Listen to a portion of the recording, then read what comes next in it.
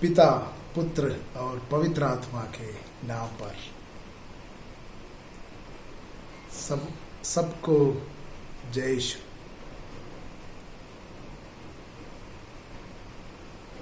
थिमोथी के नाम संत पौलुस का पहला पत्र अध्याय 3:15 में इस प्रकार हम पढ़ते हैं,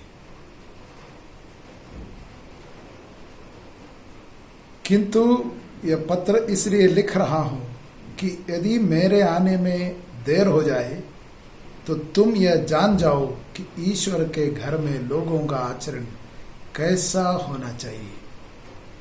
ईश्वर का घर जीवंत ईश्वर की कलीसिया है। ईश्वर का घर जीवंत ईश्वर की कलीसिया है, जो सत्य का स्तंभ और मूल आधार है। आज के जमाने में बहुत से जवान लोग, युवक युवतियां ये बोलते हैं, हाँ हम यीशु को मानते हैं, यीशु में विश्वास करते हैं, लेकिन चर्च से कोई लेना देना नहीं है। चर्च को हम नहीं मानते। चर्च जाना, संडे को चर्च जाना, चर्च का आदेश, चर्च जो बताती है उसको हम नहीं मानते। चर्च सही नहीं है, ऐसा एक विचार अनेक युवक युवतियों के मन में बसा हुआ है। उनको चर्च से कुछ दुश्मनी या दूरी है। उसका कारण अनेक प्रकार है, लेकिन चर्च के विषय में बाइबल क्या बताती है? चर्च क्या है? सत्य का स्तंभ और मूल आधार। ईश्वर का घर जीवंत ईश्वर की कलीसिया है, जो सत्य का स्तंभ और मूल आधार है।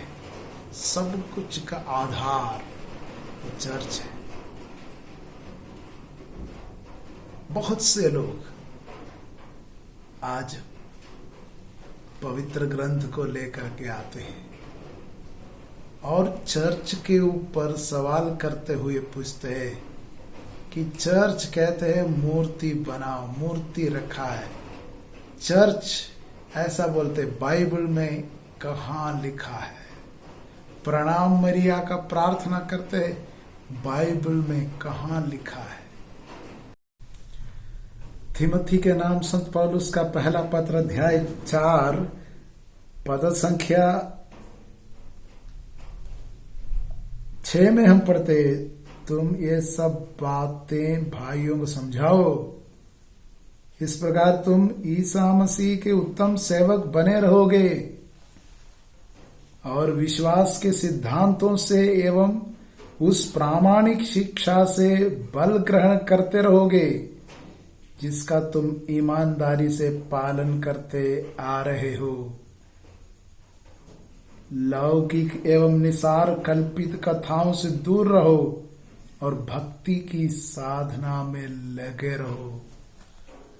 आगे कहता है, शरीर के व्यायाम से कुछ लाभ तो होता है, किंतु भक्ति से जो लाभ मिलता है वह असीम है, क्योंकि वह जीवन का आश्वासन देती है, इहलोक में भी और परलोक में भी।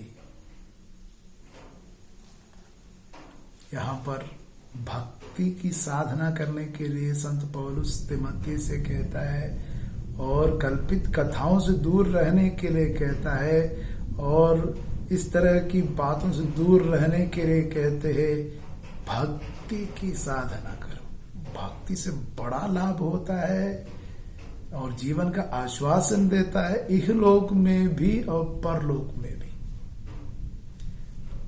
ये भक्ति क्या चीज है? भक्त, सच्चा भक्त या सच्ची भक्ति, सत्य के प्रति आपका प्यार है। कलीसिया सत्य को बचाए रखने के लिए, बरकरार रखने के लिए, सुरक्षित रखने के लिए जाने गवाई, अपने जान गवाते रहे।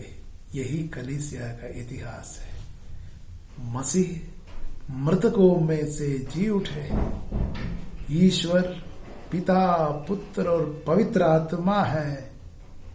ईश्वर में 3 व्यक्ति है।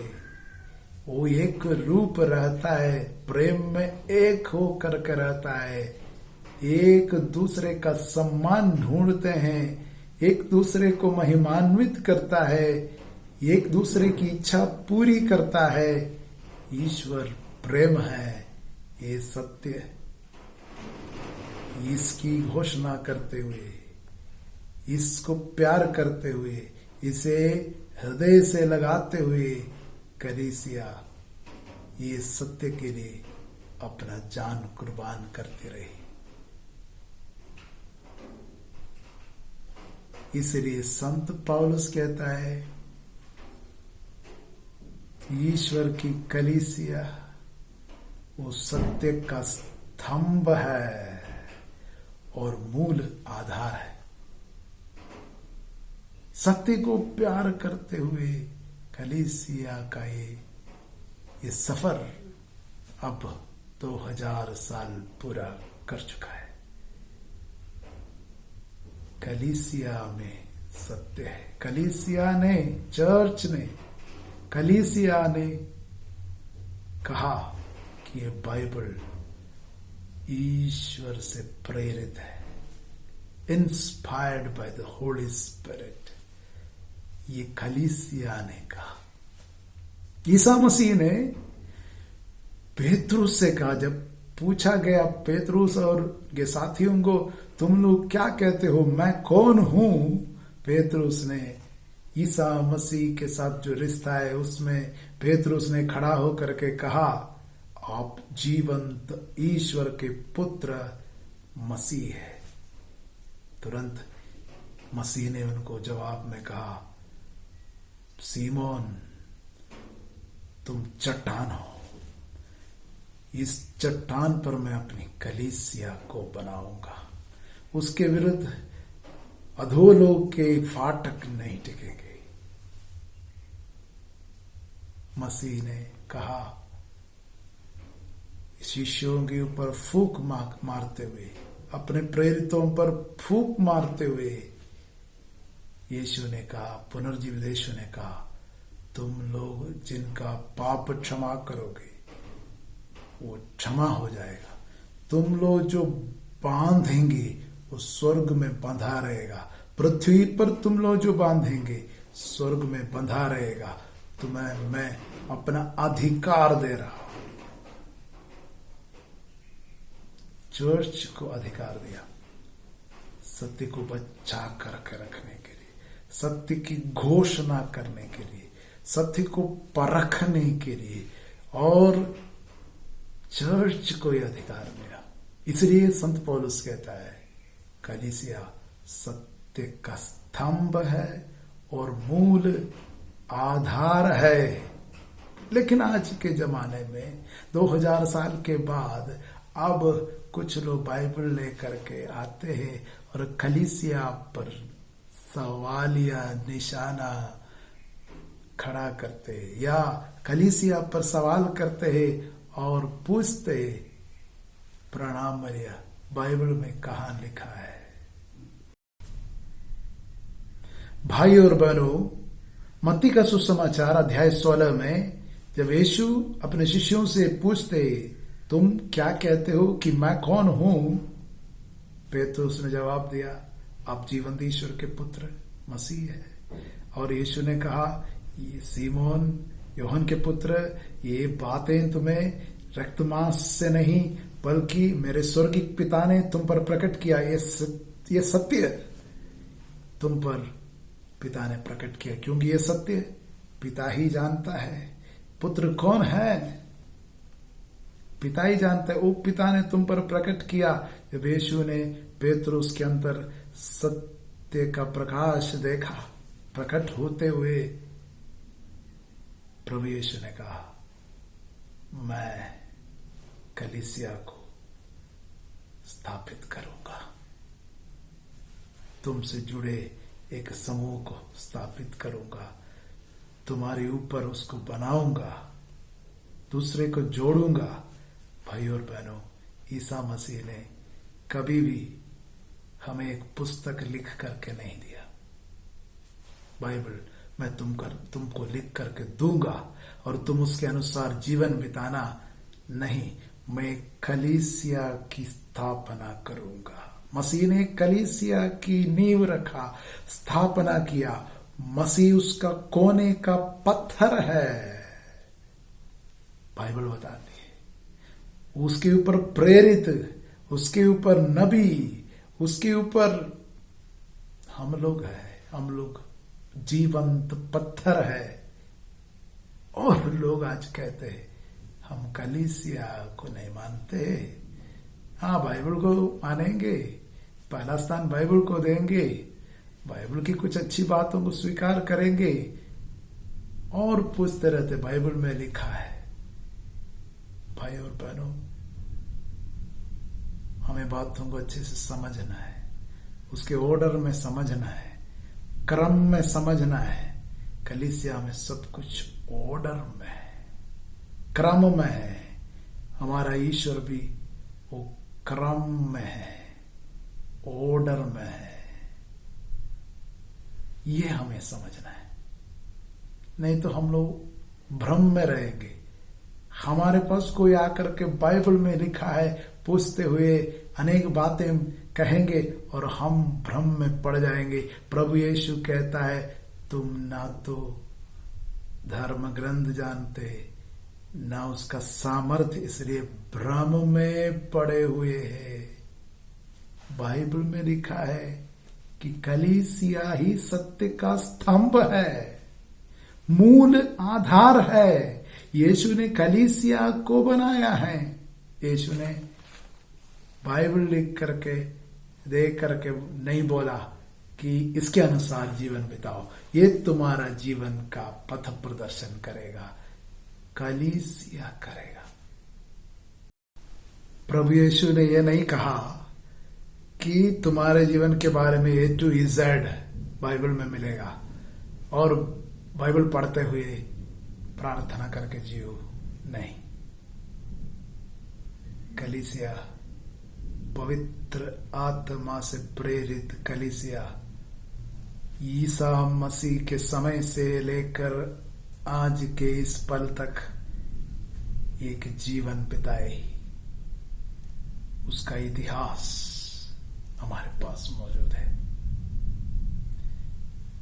एक सच्ची कलीसिया जो मौजूद रही इतिहास में, और उनके परंपराएं बहुत महत्वपूर्ण है।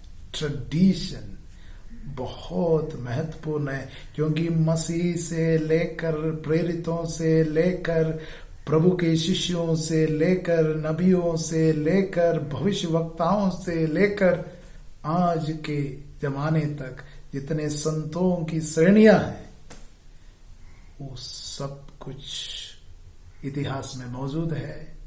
वो परंपरा में है। वो परंपराएं कलीसिया के लिए पवित्र है, बहुमूल्य है।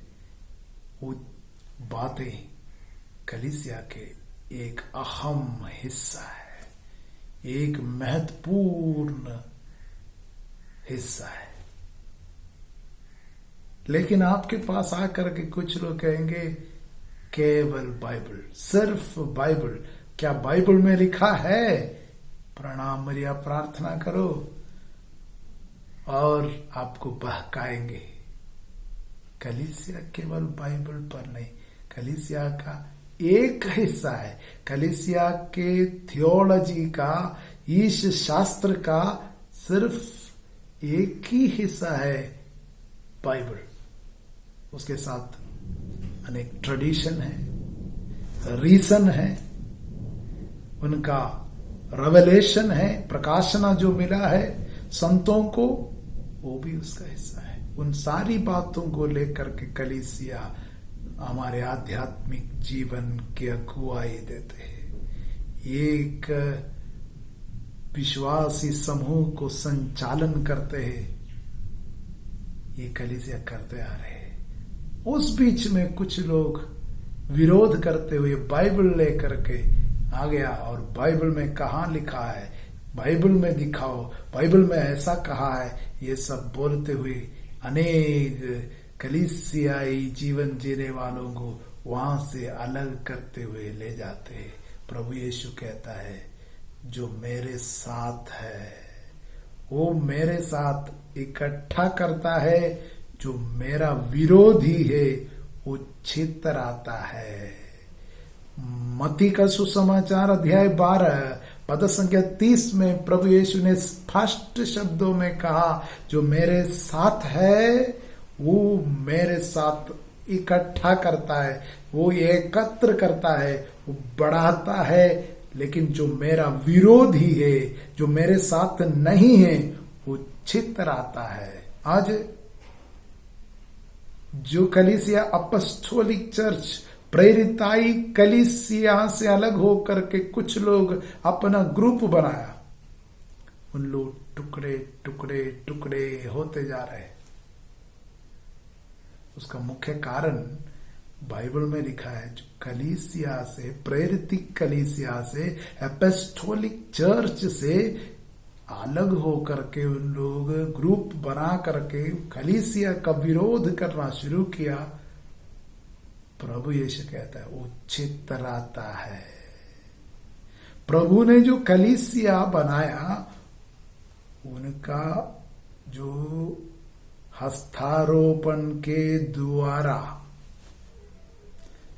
जो अधिकार सौंपते आए, वो हस्तारोपण के द्वारा जो अधिकार कलीसिया आज तक जो पुरोहितों पर, धर्माध्यक्षों पर जो अधिकार देते आए, वो अधिकार के सीमा में, वो अधिकार के अंतर्गत रहता है, वो सच्ची कलीसिया है।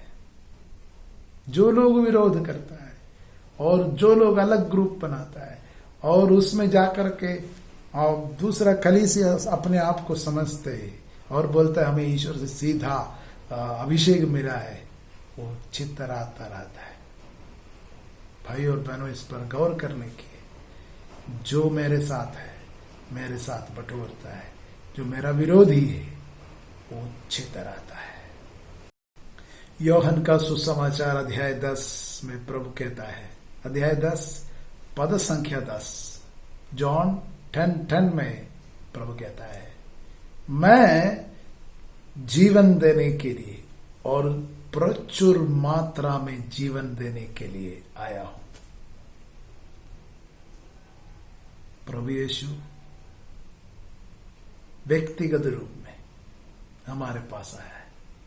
प्रभु यीशु ने कोई वचन, अपना एक संदेश भेज करके नहीं बोला, चिट्ठी भेजकर, एक किताब भेजकर नहीं बोला, ये पढ़ करके तुम जीवन प्राप्त करो। नहीं, खुद मनुष्य बनकर, हमारे जैसे मनुष्य बन करके हमारे बीच में उतर करके आया। मैं आया हूं। और जब प्रभु यीशु आया, प्रभु यीशु ने एक समूह को बनाया, अपना कलीसिया बनाया, कलीसिया का गठन किया। और पेतरुस ने विश्वास की घोषणा किया। तुरंत प्रभु अपना मन का उद्देश्य प्रकट किया, इस पर, तुम पर मैं अपना कलीसिया को बनाऊंगा। तो प्रभु के मन में कलीसिया बनाने का वो सपना अनादिकाल से बना हुआ था। इसलिए हम जानते हैं कलीसिया मौजूद था, आदि में मौजूद था। वो कलीसिया पूर्ण रूप से प्रकट हुआ पेंतकोस्त के समय में, प्रकट होकर के आया। ये बात हमें समझना है। और वो कलीसिया से हमको प्यार करना है। जो सत्य को प्यार करते हुए अपने जीवन को कुर्बानी देते हुए सत्य से लिपटते रहे, सत्य को बचा करके हमारे हाथों तक पहुंचा दिया। सिर्फ बाइबल नहीं, ये बाइबल को भी इस रूप में बचा करके बांध करके हमें हमारे हाथों में किसने दिया? कलीसिया ने दिया। क्योंकि ये बाइबल उस जमाने में लिखा गया है जब वहां पर बहुत से लोग लिखते थे, बहुत से बाइबल था, बहुत से पुस्तक यीशु के बारे में था। मरियम मगदलेना ने गॉस्पेल लिखा, थॉमस ने गॉस्पेल लिखा, और पौलुस ने लिखा, और पेतरुस का गॉस्पेल, ये सब गॉस्पेल था। वो